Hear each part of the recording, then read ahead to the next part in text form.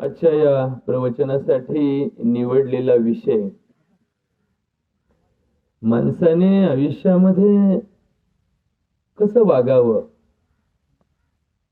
कोणतं वागणं धर्माला मान्य आहे, कोणतं वागणं धर्माच्या विरुद्ध आहे, याबद्दल फारसे सामाजिक जीवनामध्ये आपण अभ्यासपूर्ण कर्तव्य करत नाही. काही चुकीच्या वागण्याला धर्मात मान्यता देतो, काही चांगल्या वागण्याला धर्मात मध्ये आपण निषिद्ध समजतो. यावरती छोटं चिंतन आपण समजणं या प्रवचनाच्या माध्यमातून या विषयाला धरून आजच्या प्रवचनासाठी निवडलेला श्लोक श्रीमद भगवद्गीता अर्थात योगशास्त्र कृष्ण अर्जुन संवादा माध्यमातून निर्माण झालेली भगवद्गीता. भगवान कृष्ण एका ठिकाणी वागण्याचा संदेश देतात. कर्मेंद्रियानी संयम्य यः आस्ते मनसा स्मरम इंद्रिय अर्थान विमूढा आत्मा मिथ्याचारस उच्यते. चांगलं आणि वाईट, सदाचार आणि मिथ्याचार या दोन दृष्टिकोनाचा अभ्यास या श्लोकात सांगितला की सदाचार कशाला म्हणावं आणि मिथ्याचार कशाला म्हणावं. आचरणामध्ये बदल ही परमार्थाची उद्दिष्ट आहेत. माणसाने चांगलं वागावं या दृष्टिकोनातून कसं नियम बनवायचे हे परमार्थाची पायरी आहे. वागण्यावर परिणाम करणारे घटक परमार्थाने शोधले आणि त्याच्यावर चिंतन करून अभ्यास करून त्याप्रमाणे परमार्थाच्या नियमाच्या गोष्टी तयार झाल्या. वागण्याचा बदल झाला पाहिजे. प्रत्येक गोष्टीचा परिवर्तन वागण्यावर अवलंबून असतं.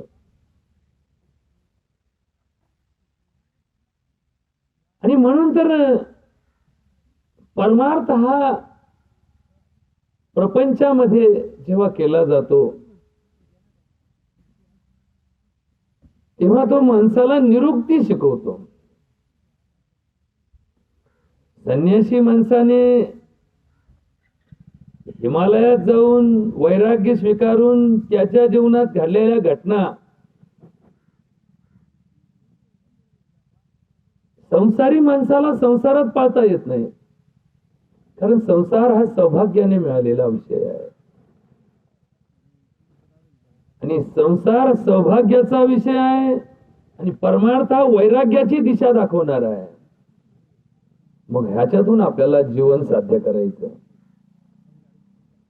म्हणून तर माऊली हरिपाठाच्या पहिल्याच काही घटकांमध्ये सांगतात, असोनी संसारी जेव्हा वेगू करी वेदशास्त्री उभारी पाहिजे सदा. संसारात राहून परमार्थ करायचा हा मार्ग संतांनी सांगितला. धर्म परंपरेमध्ये जी साधू परंपरा आहे त्या परंपरेमध्ये साधना मार्ग सांगितला. म्हणजे घरदार न करता, संसाराचा गाडा न भागता, लग्न न करता संन्यासी व्हायचं आणि संन्यासाने संन्यास घेऊन साधना करायची, अभ्यास करायचा, तपश्चर्या करायची, वैराग्य स्वीकारायचं, आपल्या जीवनाचा मार्ग तसा बनवायचा आणि मग समाजात येऊन त्या साधू तत्वाने समाजाच्या धर्म परंपरा लोकांपर्यंत पोचवायच्या. त्याला साधू मार्ग म्हणतात. पण संत मार्ग म्हणजे काय? तर संतांनी संसार सांगितला, श्रेष्ठ गृहस्थाश्रम सांगितला की गृहस्थी व्हा, लग्न करा, आपल्या पिढ्यानपिढ्या कल्याण करणाऱ्या पुढच्या पिढ्या जन्माला घाला, त्यांच्यावरती संस्कार करा, त्यांच्या जीवनामध्ये योग्य मार्ग दाखवा.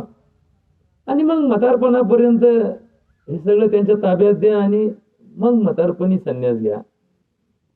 हे संसार संपल्यानंतर इंद्रियांची क्षीणता निर्माण झाली,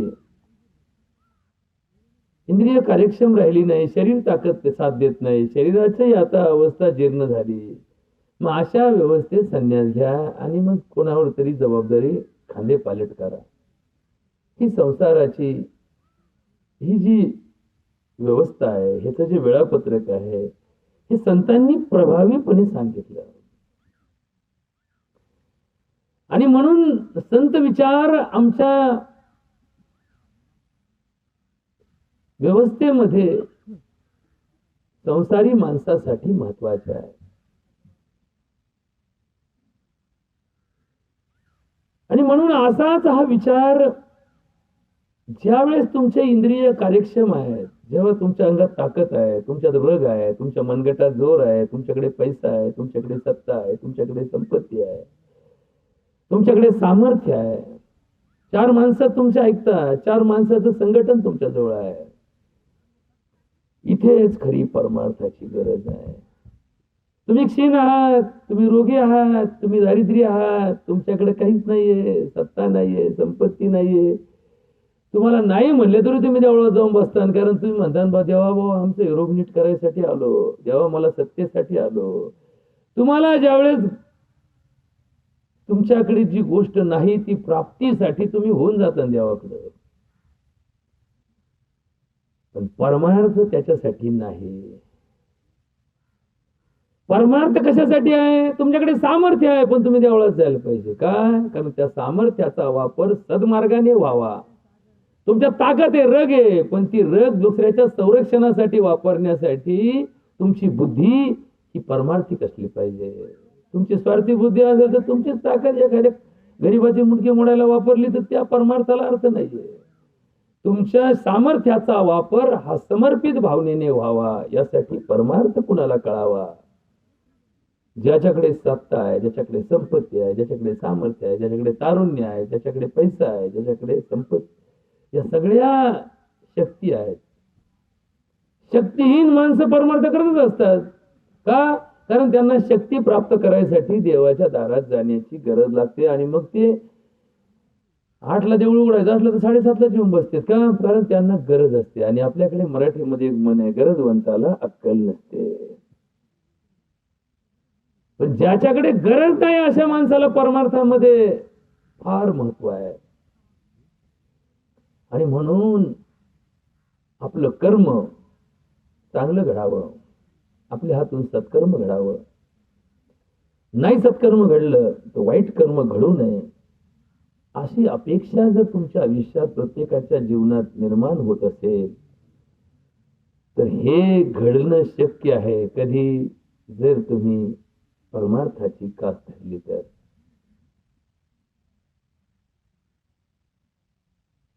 संत समागमी धरावी आवडी, करावी तातडी परमार्थाचे. तुका म्हणे इह लोकीच्या व्यवहारे, नका डोळे धुरे भरोनी राहो.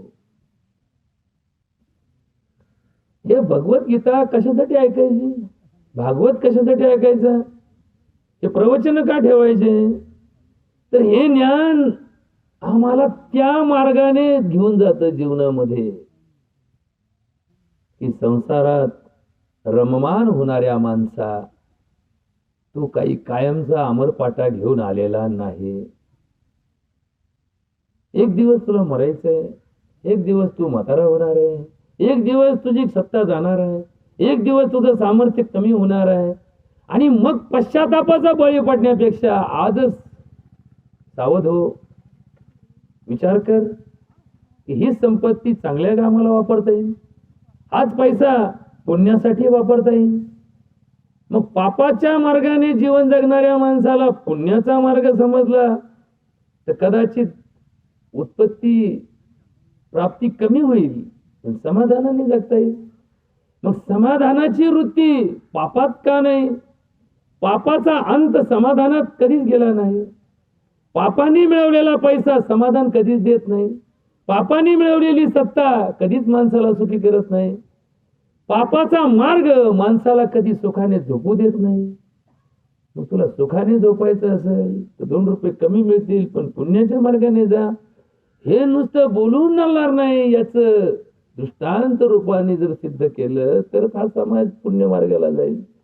नाही तर समाजाची आजची अवस्था काय झाली, समाजाने आज परमेश्वरापेक्षा पैशाला महत्व द्यायला सुरू केलं आणि मग पैसा मिळवण्याचा सोपा मार्ग पापात आहे. मग लोक पापाकडे गेले आणि मग पापावर पांघरून घालण्यासाठी पुण्य स्वीकारलं. हे जे पुण्याचं जे रूप आहे हे बेगडी रूप आहे. या रूपातून समाज मुक्त व्हावा हीच खरी परमार्थाची शक्ती संतांनी समजून सांगितली. पुण्यस्य फलम इच्छन्ति पुण्यम न इच्छन्ति मानवः पापस्य फलम न इच्छन्ति पापम कुर्वन्ति मानवः. भृगु ऋषी नावाचे भृगु संहिताकार या देशामध्ये होऊन गेले तपस्वी साधू. या भृगु ऋषींनी ऋषी परंपरेमध्ये जे संदर्भ सांगितले त्यामध्ये त्याचा एक संदर्भ दिला. या भूतलावर कलियुगामध्ये अशी मानवजात जन्माला येईल, असे संस्कार माणसावर केले जातील की पुण्य तुम्ही करा, पुण्याचं फळ मला मिळण्यासाठी काहीतरी योजना सांगा. पुण्य न करता पुण्याचं फळ प्राप्त होण्यासाठी एखादा उपाय सुचवा. असा विचार करणारा माणूस जन्माला येईल. पापस्य फलम न इच्छन्ति पापम कुर्वन्ति माणसा. पापाचं प्रायचित्त नाही घेणार, पापाचं पापही माझ्या माथी नको पण पाप मात्र मी करेल, असा एखादा उपाय, अशी एखादी युक्ती, अशी एखादी योजना, असं एखादं काहीतरी असा उपाय सांगा की जो मी पाप करून सुद्धा मला पापाचा प्रायचित्त घ्यावं लागणार नाही आणि पुण्य न करता पुण्याचं फळ मला मिळेल, अशी एखादी योजना सांगा. आणि मग आता या समाजा डोकेबाज काय कमी आहेत का? हे काय ऋषीच हुशार होते असं वाटतं का तुम्हाला? तुम्हाला वाटतं गावातली चांडा चौकडी अडाणी असते, बावट असते, मूर्ख असते? याच्यात तर फार ताकद असते. आसुरांकडे जास्त शक्ती असते, दैवांकडच्याही आसुर सामर्थ्याने मोठे असतात. आसुर म्हणजे फक्त रावणच होता, आसुर म्हणजे फक्त एखादा महिषासुरच होता. आजही समाजामध्ये आसुरी शक्ती कमी आहेत का? नाही. यांच्याकडे सामर्थ्य कमी आहे का? नाही. यांची बुद्धी अपूर्ण आहे का? नाही. यांच्याकडे तल्लख बुद्धी आहे, यांच्याकडेही सामर्थ्य आहे, फक्त त्यांचा दृष्टिकोन पापाकडे आहे. आणि हाच तर समाजाचा सगळ्यात मोठा घात आहे. इथेच समाजाचा घात होतो. समाज हा कोणाचा तरी अनुकरण प्रिय असतो. एक तर तो राक्षसाचा ऐकतो ना देवाचा ऐकतो. मग देव समजून सांगण्यामध्ये नेहमी कमी असतात. बघा, लक्षात ठेवा, दैवी शक्ती या प्रचारापासून दूर असतात. आसुरी शक्ती या नेहमी प्रचाराच्या माध्यमातूनच आपलं सामर्थ्य सिद्ध करतात. बघा बरं का, आता हे चिंतन थोडस दृष्टिकोन आम्हाला समजला पाहिजे म्हणून सांगण्याचा प्रयत्न करतो. चांगल्याची जाहिरात केली जात नाही आणि जाहिरात केलेलं चांगलं असतं असं नाही. टीव्हीला जाहिराती येतात, एवढ्या मोठमोठ्या जाहिराती असतात. एका म्हणजे समजा एखादा साबणाची जाहिरात असते, साबण 5 रुपयाचा असतो, पण त्याची 5 मिनिटाची जाहिरात 5 कोटी रुपयाची असते. आता मी विचार करतो टीव्ही पाहता पाहता, हे साबणाची जाहिरात लागली, बरं ती जाहिरात कधी लागते? नेमकी रामायण चालू असताना लागते. राम कुठेतरी वनवासात असतो आणि त्या वनवासात त्याला कुठेतरी ब्रेक लावला जातो, ब्रेक के बाद. आता राहिलेलं रामायण ब्रेक के बाद. आणि त्या ब्रेक मध्ये जाहिरात कशाची? साबणाची. त्याच्या बिचाराच्या पायात चप्पल नाही, ते वनवाशी फिरतोय. आणि इकडे जाहिरात कशाची? वॉशिंग पावडरची जाहिरात. किती रुपयाची जाहिरात? म्हणजे 5 कोटी रुपये भरले रामायणाच्या जाहिरातीला. मग पाण्याची जाहिरात करायची, पण ते पाण्याचं नाव कसं असलं पाहिजे? त्या पाण्यासारखं दुसरं द्रव्य त्या नावाने खपवलं पाहिजे. पण जाहिरात दाखवायची कशाची? पाण्याची जाहिरात. नाव पाण्याचं ठेवलं. काय ठेवलं? की जे नाव पाण्याचं प्रसिद्ध नाही ते नाव दुसऱ्या द्रव्याचं प्रसिद्ध, असं नाव त्या पाण्याचं ठेवलं आणि पाण्याची जाहिरात केली. लोक म्हणले, अहो ही जाहिरात दिसती पाण्याची, पण ही पाण्याची नाही, याची जाहिरात आहे. म्हणजे आपोआप जाहिरात झाली की नाही त्याची? असा एक छुपा डाव समाज जीवनावरती प्रभाव करणारा. पण आमचे लोक असे जाहिराती पाहून पाहून पाहून त्याच्याकडे आकर्षित होतात, मोहित होतात. मोहिनी हे आम्हाला तेव्हाच पडते. काम क्रोधादी विकार आम्हाला माहिती आहेत, पण या विकारांचं दुखणं आम्ही आमच्या हाताने उडवून घेतो ना. कदाचित खाण्यातून होणारे रोग आम्हाला माहित नसतात की याच्यामध्ये हा जंतू आहे, या हवेमध्ये हा रोग आहे, आम्हाला माहित नाहीये. अज्ञानातून असे रोग उद्भवतात. पण काम क्रोधादी विकार अज्ञानातून होतात का? नाही. हे शत्रू आहेत आम्हाला माहिती आहे, पण त्या शत्रूलाच आम्ही मित्र स्वरूपामध्ये स्वीकारण्याचा प्रयत्न करतो. कारण आपल्याला भुरळ पडते, आपण आकर्षित होतो, आपण त्या गोष्टीची जाणीवपूर्वक स्वीकार करतो. राग आलेला आपल्याला कळत नाही का? आपल्याला कळतो, पण रागावर विजय मिळवण्याचं साधन आमच्याकडे नाहीये. रागावर विजवण्याचा उपाय आम्ही कधी शोधला नाहीये. मी रागीट आहे याचा स्वभाव माणसाला माहित आहे, पण रागावर विजय मिळवण्याचा उपाय आम्ही कधी शोधत नाही. म्हणून आमच्या रागाचं दुखणं